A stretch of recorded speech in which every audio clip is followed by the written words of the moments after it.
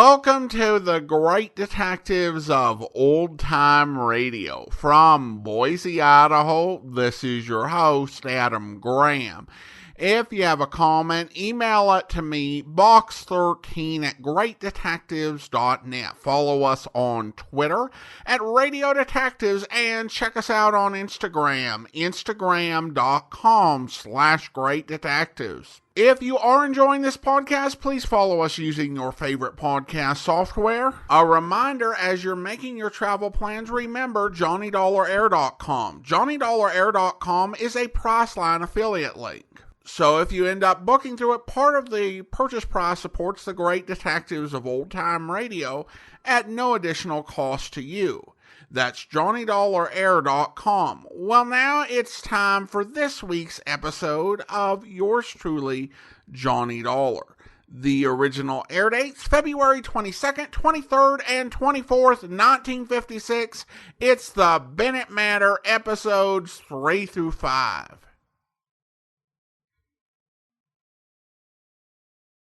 From Hollywood, it's time now for... Johnny Dollar. Andrew Cord, Johnny. How's it going, Andy? All the police have been talking to that arsonist, George Foley, all night long. He won't admit a thing. Won't talk about anything. They're wondering now how long they can hold him. He's the man who fired that building, Andy. Well, we've got to have something more for the district attorney, Johnny. We haven't tied Foley to Bennett at all. If we can definitely charge him with firing that building, then we'll have a lever to go after Bennett. I got an idea. What? Meet you in an hour.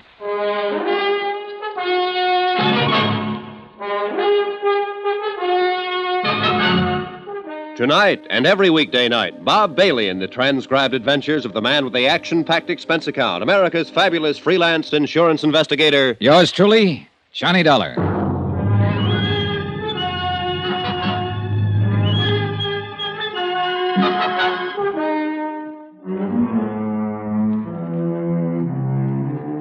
Expense account submitted by Special Investigator Johnny Dollar to the Four-State Fire Insurance Corporation, 4065 Spear Boulevard, Hartford, Connecticut. The following is an accounting of expenditures during my investigation of the Bennett arson matter. Expense account item 6, $1, 2 drinks. Andrew Cord and myself in Cookie's Place, a half a block from San Francisco's Hall of Justice. Andy's a good insurance man, thorough.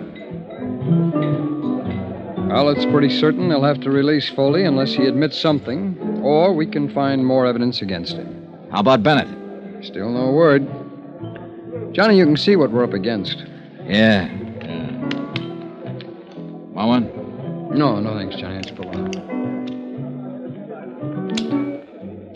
Listen, we had this case tied into Tony Midas until he turned up dead. A vengeance motive against Bennett for sending him to prison 5 years ago. Yeah? All right. Now we know it wasn't Midas, and we're sure it's this George Foley. At least according to Bill Underwood, and Bill certainly knows the arson racket. Yeah, no man better. All right, then. Who shot Bennett? Oh, I don't know, Johnny, but that's not our worry at the moment. Think, Andy, think. It might have been Foley. It couldn't have been Midas. But there is someone else. You mean Bennett's niece? Sure, his niece. She had a reason because of what Bennett did to Midas, who was her husband. And she's got a reason to help us. Yeah, but nobody can find her. Nobody knows where she is. They'll find her. And I want to make a deal. You what? Sure. If I find her, I'll ask her what information she can give us about Bennett and Foley. Possibly she has something. She said she did once. Now, look, if she shot her uncle, she'll have to stand for assault and attempt to kill. Can we give her legal help in her case? Johnny, I don't know. I want to know if I can promise her that if I see her. Can I? Well, you can tell her that we'll do what we can, the very best that we can. Okay, good. Want another drink? No, thanks, Johnny. All right, I'll try and get in touch with Elizabeth Bennett. How? The police haven't gotten anywhere. Oh, I've been here 2 days, and I got friends all over this town. Expense account item 7, $1.05, cab fare. From the Hall of Justice to the apartment house of Marty Engel, lawyer, philosopher, and egg poacher. Again? Yeah. You better close that door and lock it, Mr. Engel. It's awful late for this. Are you drunk? Nope. Locked? Now what? You asked me if I ever found Tony Midas to tell you about it. We found him, Mr. Engel. He's dead. Oh, no. Oh, yes. And he didn't do any of the things we thought he might have done. I'm here to find out what you might have done. How did he die? Tuberculosis. He's had it for 2 years. Didn't know. No, I didn't know. I didn't know about it. I don't know how to figure you, Engel. I haven't been able to ever since I met you. It doesn't make any difference what I think of you, but it does make a difference how you answer one question. A lot of difference to you. What is it? Did you help Arnold Bennett frame Tony Midas and send him up to San Quentin? You say Tony is dead. Now, what difference? Did you help Bennett frame him? No, I told you I defended Tony Midas in court. I tried my best to get him off. That's the truth. You're sure of that? I'm an honest man, if not a successful one. I told you the truth. All right, then, if that's the truth, you're not in any trouble and you can unlock that door. But if it's not the truth, you might get yourself killed. Why do you say that? Because somebody took a shot at Arnold Bennett last night. But he was lucky. It didn't kill him, but it came pretty near. You know who that somebody was? Elizabeth? That's a good guess. She hasn't got anything to lose now. She lost her husband. She might be out getting even for him if he was framed. And she thinks you helped frame him. I tell you, I didn't frame him. I defended him. I think Bennett stacked everything against him. I told you that once. I think Midas was an innocent man, but there was nothing I could do. Oh, wait a minute. What? Shh. Who are you expecting? No one. Ask who it is. Go ahead, ask who it is. Who is it? Elizabeth Bennett, Mr. Engel. Tell her just a minute. Just a minute, Elizabeth. Okay, over there. Go on, get down fast. All right.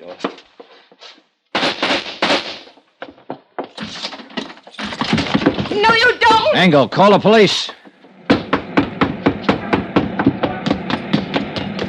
Hold it. Hold it, Elizabeth. Hold it up.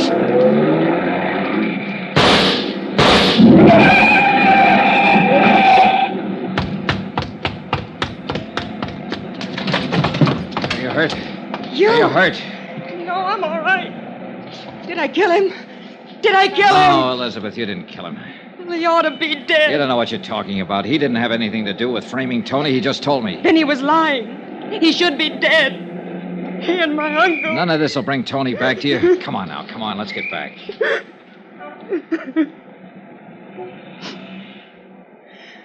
How many tramps have you met in your life, Mr. Dollar? A few. Come on. Come on. When you met my Uncle Arnold, you met a real one. He stole money from himself and made it look like Tony did it. And that one in there helped him. Why didn't you let me kill him? You're wrong about Engel. He didn't help your uncle. He tried to help Tony, honestly. Well, then I'm glad I didn't kill him. How's my uncle? He's getting better. Will he go to prison? We have to prove he hired somebody to fire the office building. He hired George Foley. I know that. Would you swear to Yes. it? Can you? Yes.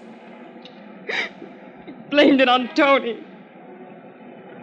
When I went over to see Tony last month in the prison hospital, he was dying. Oh, I knew it. He had that look in his eyes. Helpless. And he knew what my uncle had done to him, and he couldn't do anything about it. But you figured you could. You shot your uncle when you found out Tony was dead. And you came here to kill Engel. I thought he helped Uncle Arnold send Tony to prison. I thought he helped kill Tony. They did kill him, you know, when they sent him to prison. They killed him as surely as if they'd shot him down. 5 years I waited for Tony to get out of that awful place. I waited to hold him in my arms and tell him it was all over. 5 years I waited to help him forget his hate and my hate. Loving him so much every day that...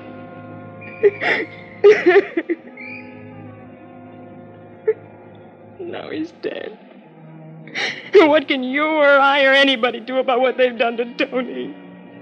Look at me, Mr. Dollar. I'm not what you'd call beautiful. I'm not even pretty. Nobody ever looked at me twice until Tony. He looked at me and he loved me. And now he's dead. And I'm dead inside. I'm dead inside, and I'll be glad when I'm dead outside.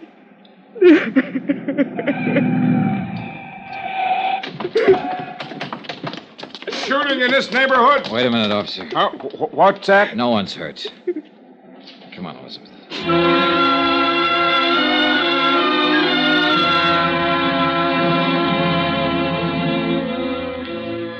Elizabeth Bennett made a statement down at the Hall of Justice admitting she fired a shot at Arnold Bennett, hoping to kill him. She also admitted the assault on the lawyer, Marty Engel. Charges were immediately filed, and she was held in the women's section of the city jail. In a separate statement, she told how she had seen Arnold Bennett meet George Foley in a downtown bar.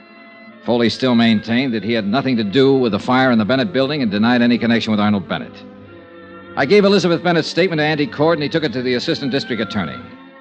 I was still in the Hall of Justice when Marty Engel came in.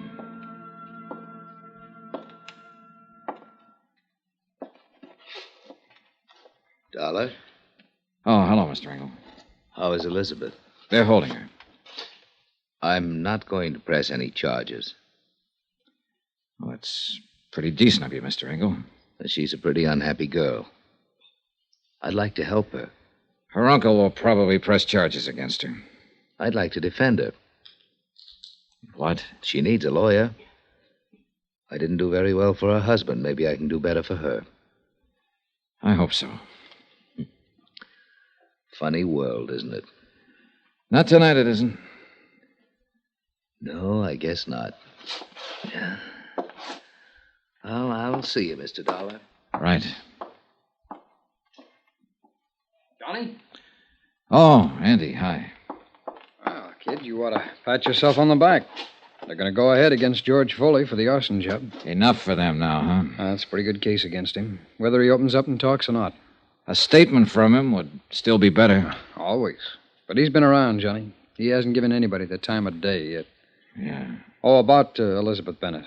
I can arrange counsel for her. She's already got a lawyer, Andy. Okay, then we'll pay his fee. He doesn't want any fee. What's the matter, kid? Boy, maybe all this has been a little too much. Hey, what time is it? 10:15. There's a plane out at midnight.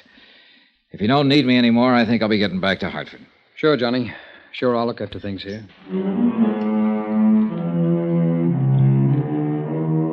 Expense account item 7, $49.65. Hotel and meals in San Francisco. Item 8, same as item 3, transportation back to Hartford. I caught the midnight plane. It was in Hartford at 2 o'clock the next afternoon. I went directly to my apartment and went to bed.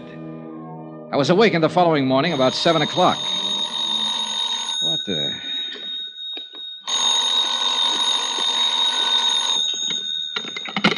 Johnny Dollar. San Francisco calling, Mr. Dollar. Okay.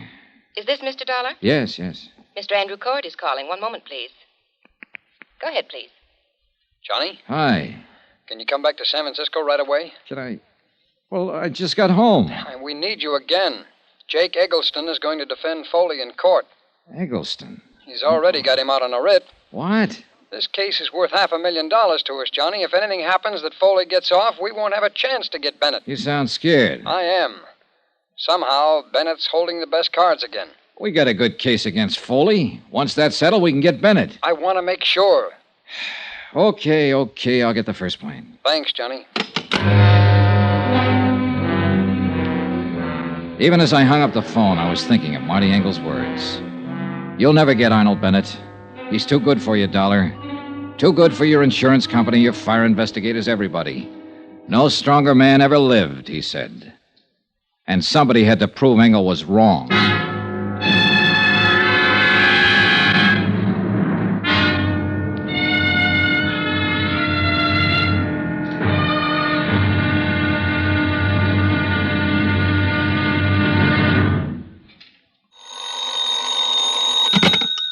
Johnny Dollar. Andrew Cord, Johnny. Did you have a nice trip back here to Frisco? I slept most of the way. How's it going?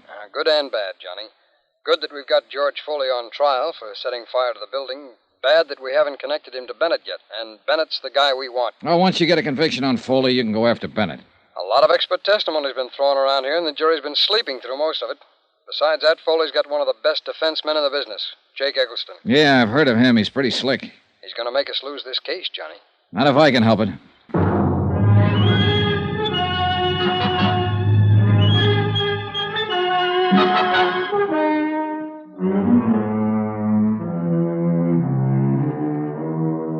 Expense account submitted by Special Investigator Johnny Dollar to the Four State Fire Insurance Corporation, 4065 Spear Boulevard, Hartford, Connecticut. The following is an accounting of expenditures during my investigation of the Bennett matter. Expense account item 9, $124. Air transportation, Hartford back to San Francisco again. And the Bennett case, which I thought was finished with. I was at the Hall of Justice by 9:30. I met Andrew Court outside of the Superior Court. This may be the last day of the trial, Johnny. Anything new since I talked to you on the phone, Andy? Well, I may be worrying for nothing, since Finley's handled it all pretty well for the state. He's one of the assistant DAs, but Foley's still holding on to a not guilty plea. Well, isn't that just coaching? Well, maybe. But you remember Foley didn't make any statement when we took him, and the police got nothing out of him at all. Foley had something like 28 arrests besides 2 convictions. He knew the ropes. Yeah. Oh, that's okay here? Sure.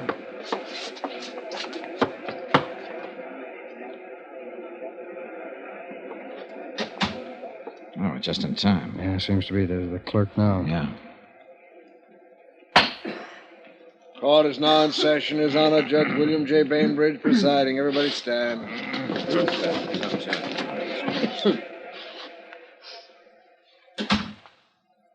Be seated. John Dollar. Hey. Well, I didn't think they'd call you first. No.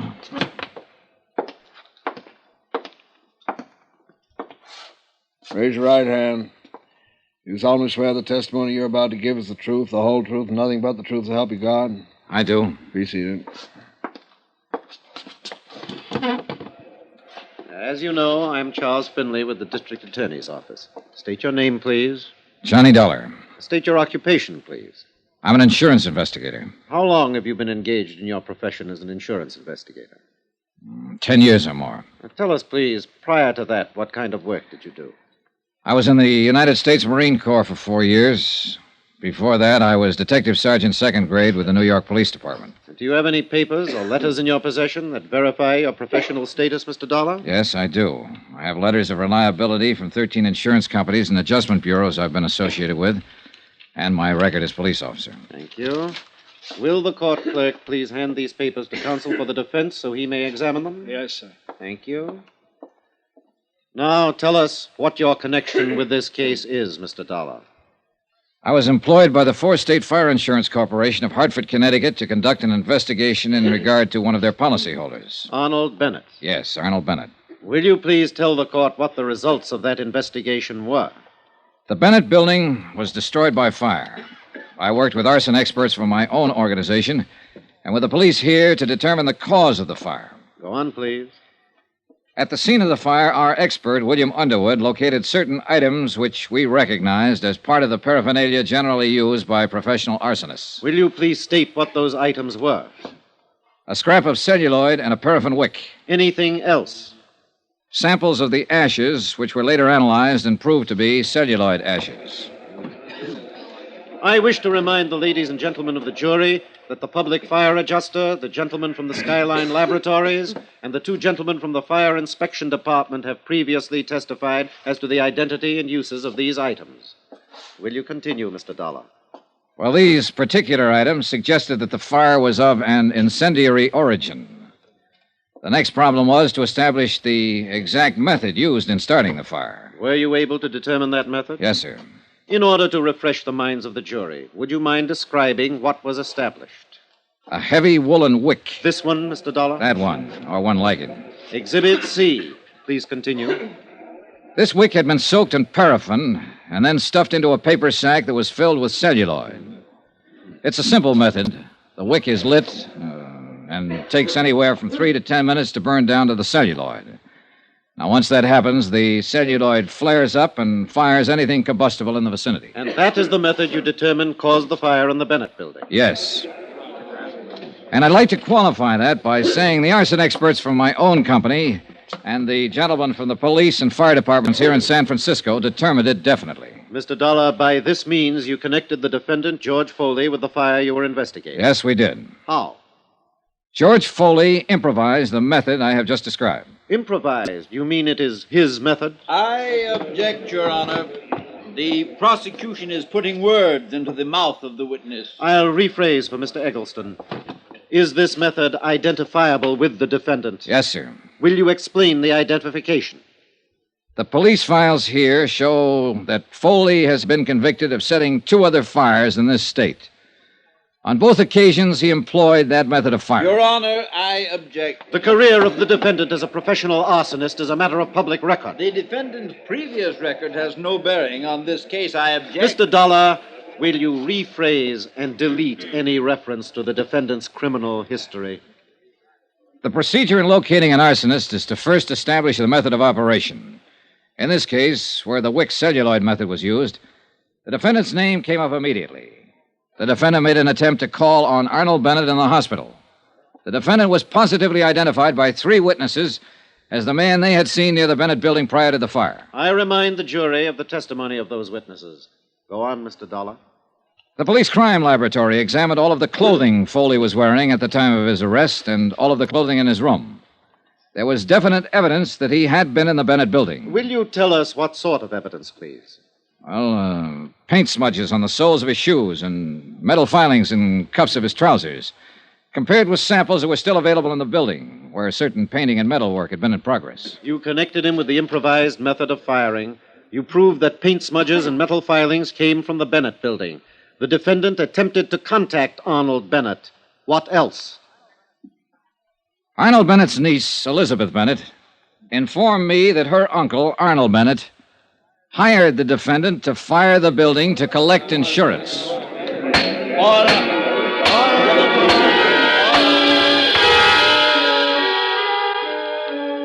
I was on the stand all the rest of the morning. When Finley ended his questioning, he turned me over to defense counsel Eggleston.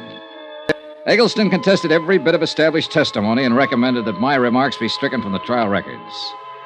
The summations came right after that, and then the case went to the jury.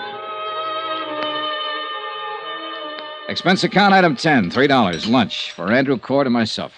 Foley has to be convicted or we'll be on the defense when Bennett's insurance claim comes to court. And we'll probably get stuck with it. Hey, while the jury's out, why don't I go over to the jail and talk with Foley? Now, what good would that do, John? Well, Foley must know they'll give him the works if he admits something He'll to us. admit nothing. He sits there in court like they were talking about someone else. Oh, Johnny, it's too late. Yeah, but if he did, you could go ahead and file criminal charges against Bennett. Beat him to the punch. Well, I'd like that. Oh, we get Foley and we've beaten Bennett, and I like that. The job of getting to a prisoner who's standing trial isn't an easy one, especially when he's under the surveillance of a smart defense attorney like Eggleston. I talked to Judge Brainbridge in his chambers and told him what I had in mind. I broke down the case against Foley as the insurance company saw it, and the possible case against Arnold Bennett if Foley was found guilty. Judge Brainbridge arranged for me to see Foley. He was sitting on his cot. Eggleston was standing nearby. Hello, Dollar. Hello, Eggleston. Hi, what do you want? Well, I thought we ought to talk about this thing while there's still time. If it's okay with you, Mr. Eggleston. It's okay with me, Dollar. I'll be right here. Still time for what? To get you part of a break, Foley.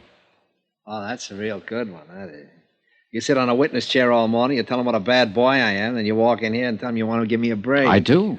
Go away. Now, wait a minute, George. It won't hurt to listen to him. Oh, you're a great one, you. I'm the guy who's sitting in this cell. Both of you can walk out of here and have a good steak for dinner tonight. All right, George. Listen to him. This isn't a courtroom. When you were first hauled in, Foley, you could have made a statement telling us Bennett hired you to fire that building, waived a jury trial, and thrown yourself on the mercy of the court. But you didn't do that. You made everybody work hard to give it to you. And that's exactly what they're going to do. That jury will come out pretty soon and throw the book at you. Hey, is that true? I'm not so sure of that, Dollar.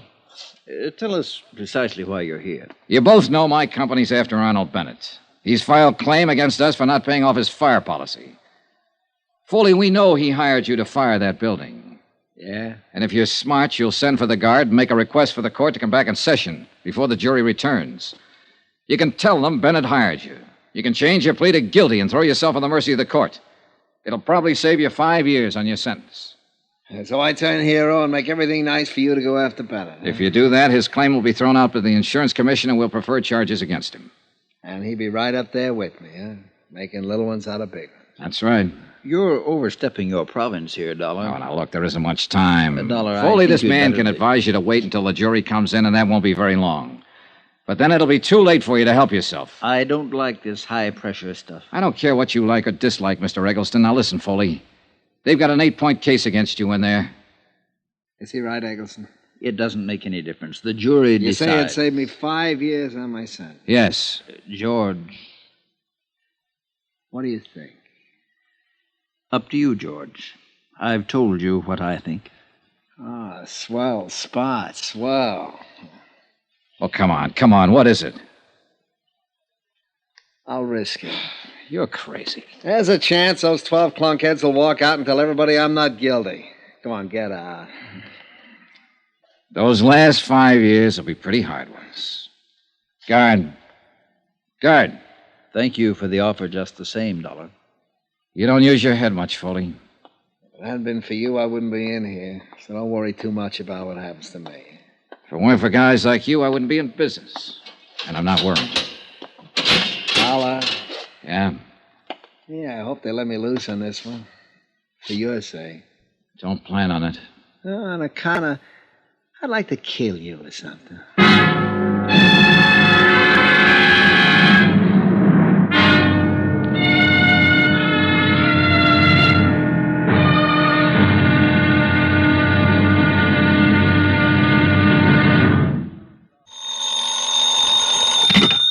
Johnny Dollar. Hi, Johnny. Andy, I saw George Foley. I wasn't able to make him change his plea. Well, it was a good try, Johnny. Jury's still out? Yeah, that means they're arguing all the technical evidence. I was just thinking. No one really believes we'll get Arnold Bennett. What do you think? I think we will. I know we will. Well, if we can get Foley, we can get Bennett. Hey, wait a minute. Hey, the jury foreman just sent for the bailiff. I'll be right there.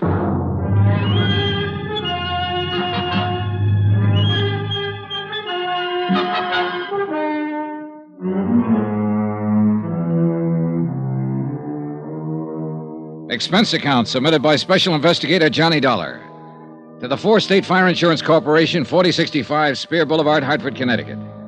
The following is an accounting of expenditures during my investigation of the Bennett arson fraud. Expense account item 11, 10 cents, one phone call to the hospital. The report on Arnold Bennett substantiated the newspaper story that he was recovering from the gunshot wound inflicted by his niece. Well, one thing, Johnny, he'll be alive for us if we can go after him. Oh, I wish it'd worked with Foley. I think I could have made it work if that lawyer Eggleston hadn't been there. Well, it's after 4. You know, if that jury doesn't come in with a verdict pretty soon, they'll have to adjourn for the night. Yeah. Want to smoke? Yeah, thanks, Johnny. I would like one. Yeah. Thanks. Hey, they're coming back in. Oh, yeah. Come on. It's stuffy in this courtroom. Isn't it? Yeah. Excuse me. Court is now in session. Be seated. Has the jury reached a verdict in the case of the state versus George Foley? We have, sir. Will you please read the verdict in this court? Wait. We, the jury, find the defendant, George Foley, guilty as charged. That does it. Dollar! See me, Dollar? Come see me. I got some things to tell you now.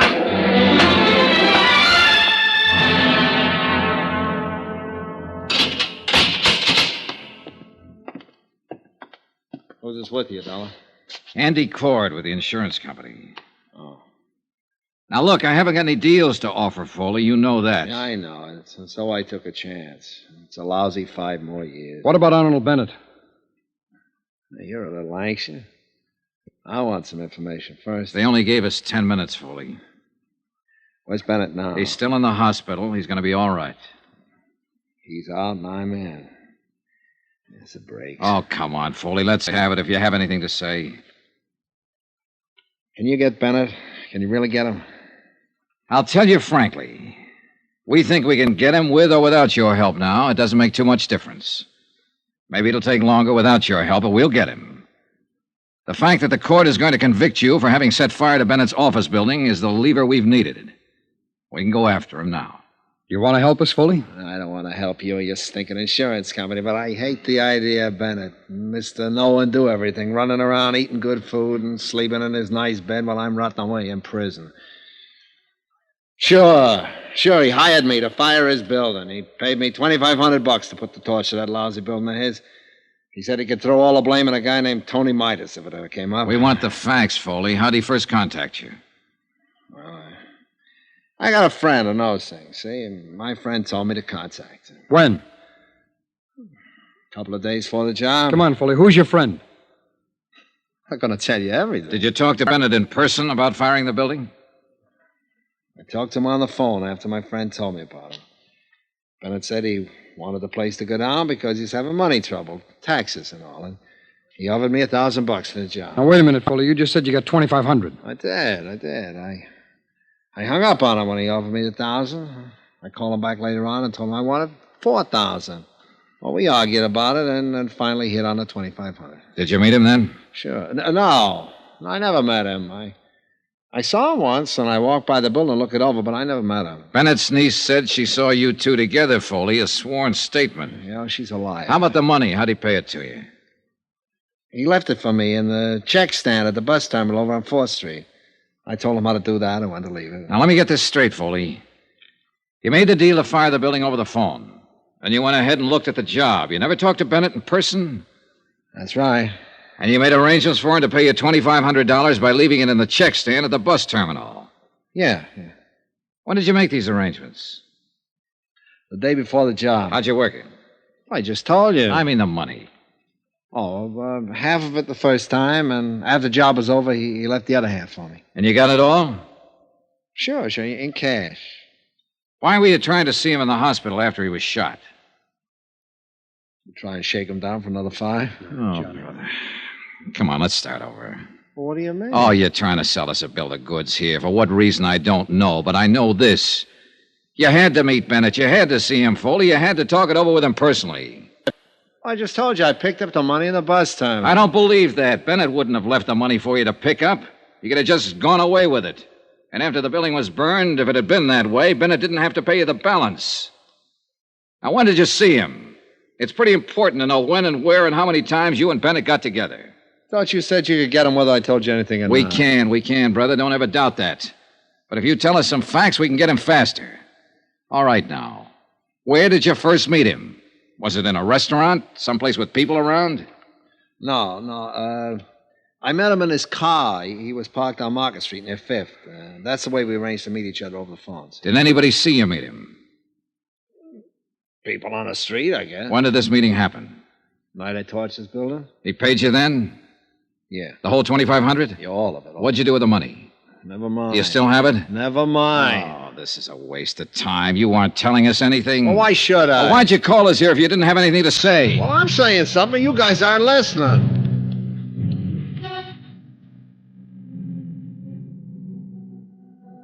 We continued questioning Foley about his association with Arnold Bennett. Each time he explained it, it was a different story. The only thing he admitted was that Bennett had hired him to fire the building. As far as the details of it were concerned, they were lost in a jumble of contradictory answers he gave us.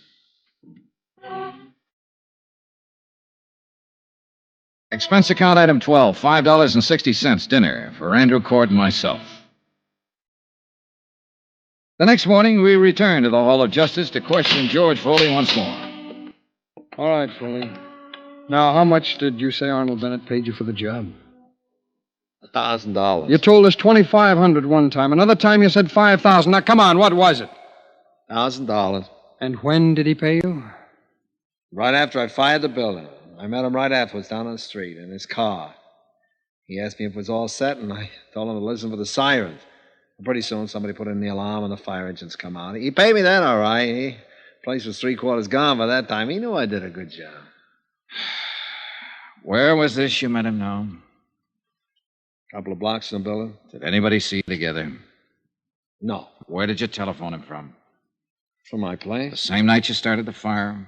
Yeah. And he brought you the money that night, and you cased the building that night, and you started the fire. All this in one night. Now, you got it now. That's the ticket, boy.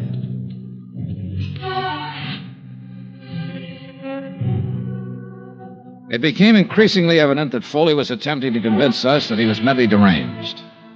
In spite of the fact that he'd already been tried and found guilty and was slated to appear at 10:30 the following morning for sentencing. It's an old trick, and with arsonists, where sanity is questioned from the beginning, a good one. However, Foley had been examined by 3 psychiatrists appointed by the court. I waited in the jail cell with Foley while Andy Coyd went out to get copies of their findings. When he returned, we showed them to Foley. Okay, good. Here you are, John. Well, what do you show me these things for? To let you know there's no way to get out of it now, Foley. These are from psychiatrists. All of them had a good look at you. You're sane. You're all right. You remember when they looked at you? No. All right, look at the dates on the paper. You can read, can't you? Sure. January 15th, January 16th, January 21st. Witnesses were around for all the examinations. Well? Well? Are you through playing games now? Okay, Dolly, you guys win. Come on, give us the story. I met Arnold Bennett at the Hopkins bar about a month before the fire. I made sure I'd meet him there. Now, what do you mean, Foley? Well, I've been setting fires for a living for a long time now. I always have a list of people like Bennett who could use a fire. They get around.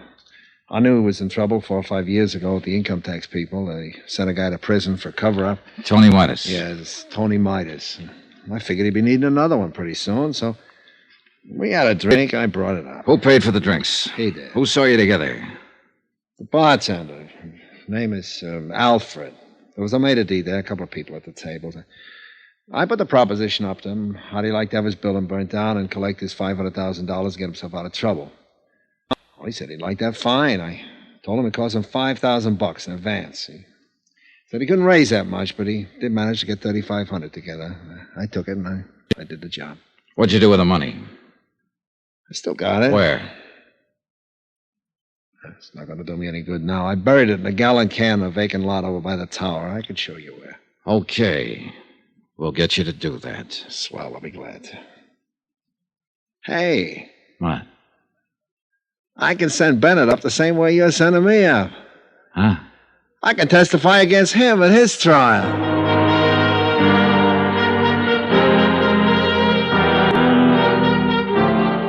The next morning at 10:30, George Foley received the maximum sentence. 2 hours later, charges were filed against Arnold Bennett, naming him for conspiracy, arson, attempted defraud, and collusion.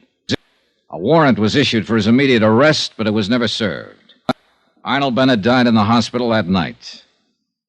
In a way, you could still say that no one ever beat him. He beat himself.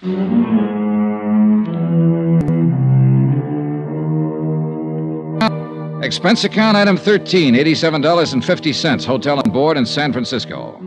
Item 14, another $125, transportation back to Hartford. Item 15, $35, miscellaneous. Expense account total, $1,440.37. Remarks? Nothing. Yours truly, Johnny Dollar.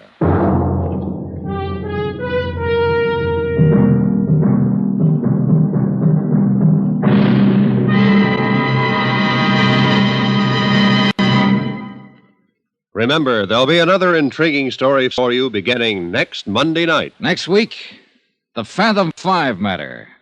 Death on the high seas. Join us, won't you? Yours truly, Johnny Dollar.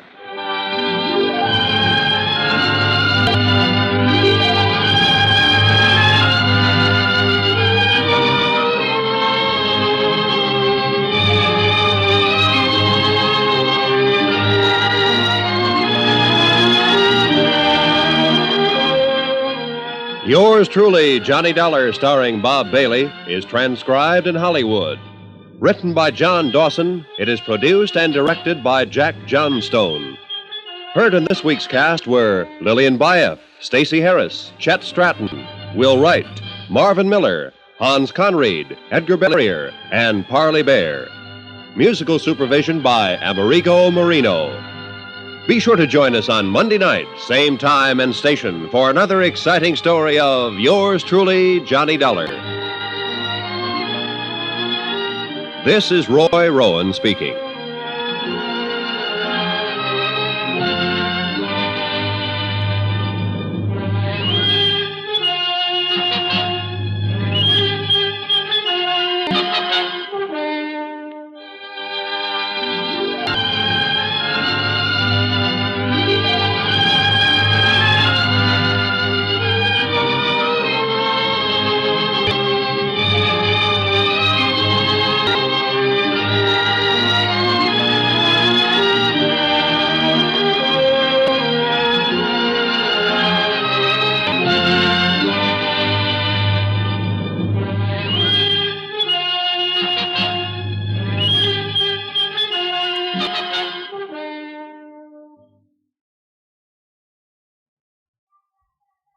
Welcome back. As John Abbott notes in his book, The Who Is Johnny Dollar Matter, this is a story that had a very long history, actually about 7.5 years. It started as the Jeff Regan story, The Man Who Came Back, with Jack Webb in August of 1948.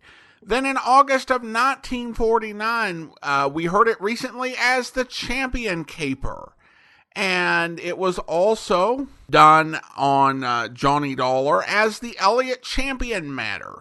And more recently, we heard it with elements of it in the Upjohn Matter. I appreciated the story having trial scenes and post-trial scenes, even if it required a very compressed timeline for dramatic purposes. And with an indication that essentially no time had passed between the call from Andrew Cord to Johnny showing up on Thursday. It's like, and if you were going to be having the trial so soon, why did you let Johnny go home? There's no way that Johnny shouldn't have been on hand for the trial. I mean, unless this was unexpected. Like, sorry, Johnny, we didn't know that they were going to use a time warp for discovery. And they just cycled through weeks and months of jury selection and pre-trial work using a time machine. So we're actually having the trial tomorrow, so come on back. Probably the one thing that is realistic about soap operas when they do trials is that they tend to drag on forever. But I think that for the idea that these cases have a certain pace, I think that you just kind of have to allow that. The arsonist trying to go for an insanity plea with the insurance investigators after already being convicted was special, but then again, criminals can be interesting guys. Now, of course, we got some background for Johnny Dollar in the trial testimony with his previous service in the Marines and the NYPD. Now, of course, this contradicts what was said in previous eras. Edmund O'Brien's Johnny Dollar stated that he'd been a Pinkerton man, and during the Charles Russell era, it had been stated that Johnny Dollar served in the Army. This probably speaks to Jack Johnstone's approach to the show. In many ways, he was establishing a continuity for Johnny Dollar, so that he knew and anyone else on the series had a feel for who Johnny is and what his background was. And I think that's going to govern going forward. But he was not going to be in a position where he was digging through or trying to find where 6-year-old scripts were. It really is his own sort of continuity that's being established here. It's also worth noting that the way this episode ends, with the insurance agents doing a lot of work to finally be able to charge their man, only to have the man die, is actually reminiscent to the way that the 1954 Dragnet film ended, in which Stacy Harris, who played Andy in this episode, played the heavy in that movie. So an interesting little connection there. Alright, well, on to listener comments and feedback. And we have a really good email from Jonathan regarding the Fire in Paradise matter. He writes, "Hello, Adam. It's Jonathan from South Las Vegas again. I grew up in Atlantic City and traveled all over South Jersey growing up. When I heard the insurance manager tell Johnny that he was going to Paradise, New Jersey, 50 miles east of Atlantic City and 50 miles south of Philly, I wondered what was going on. First, I thought that 50 miles south was going to be in Delaware Bay. When I pulled up the map of my old stomping grounds, I saw that it was really around Millville, which is a big farming area.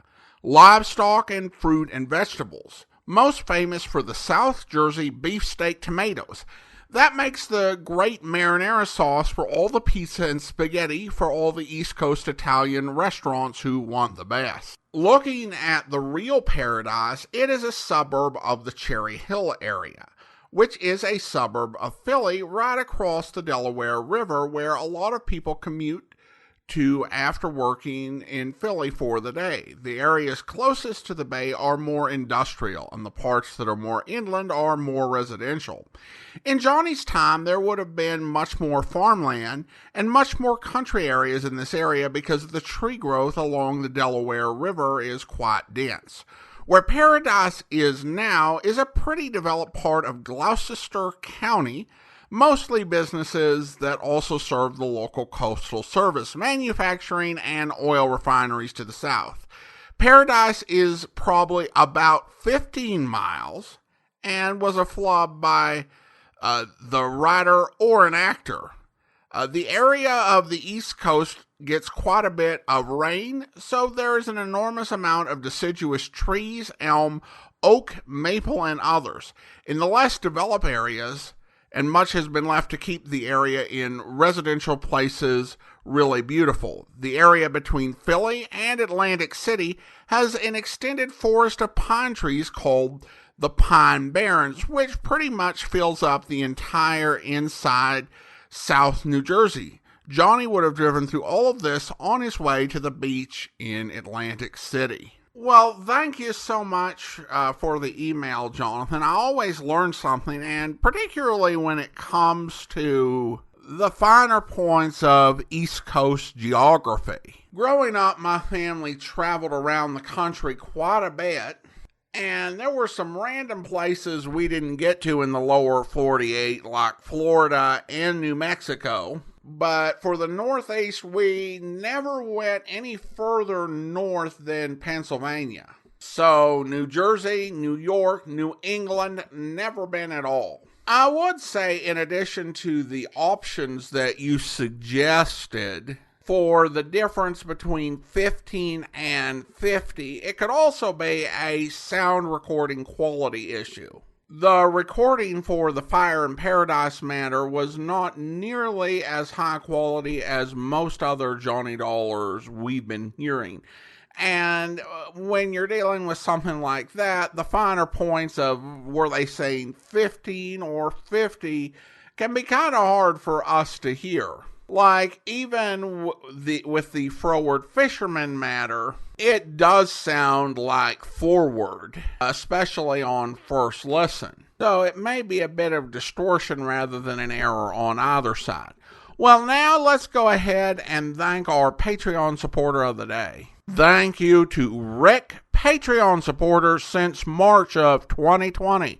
Currently supporting the program at the Shamus level of $4 or more per month. Thank you so much for your support, Rick. And that will actually do it for today.